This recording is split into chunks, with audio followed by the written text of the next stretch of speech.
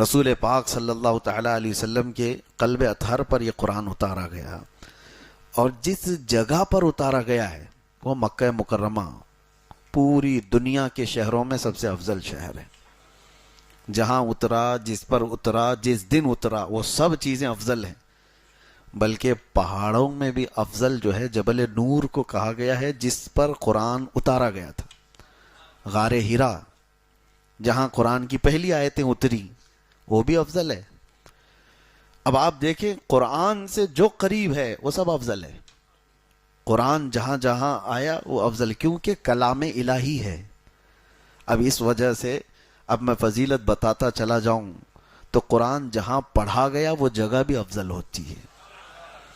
بحمدہ تعالیٰ آج جس جگہ آپ بیٹھے قرآن پڑھا جا رہا ہے، قرآن سنا جا رہا ہے، تو قرآن جہاں نہیں ہوتا اس کے متعلق اللہ کے نبی صلی اللہ علیہ وسلم فرماتے ہیں جس گھر میں قرآن نہیں پڑھا جاتا وہ گھر قبرستان ہوتا ہے، مردے رہتے ہیں وہاں پر، وہ مردوں کی جگہ ہے۔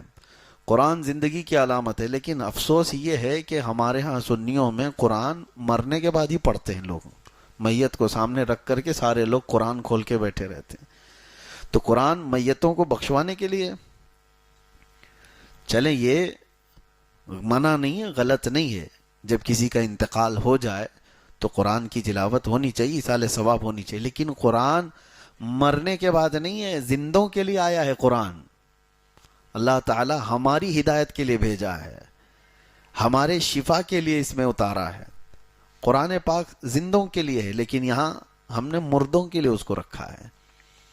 تو ایک بات میں آپ کو بتا دوں کہ قرآن جس مہینے میں اترا وہ رمضان افضل، جس رات میں اترا وہ رات افضل، جس قلب پہ، جس دل پہ اترا وہ رسول کا دل سب سے افضل، جس شہر میں اترا وہ شہر سب سے افضل۔ تو قرآن سے جتنے ریلیٹڈ ہیں وہ سب افضل ہیں۔ اور کب اترا؟ جیسے ابھی میں نے بتایا رمضان میں اترا۔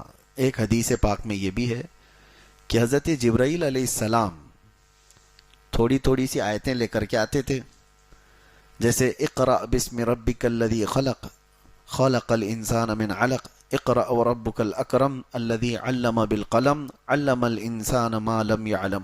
یہ 5 آیتیں سب سے پہلے آئی۔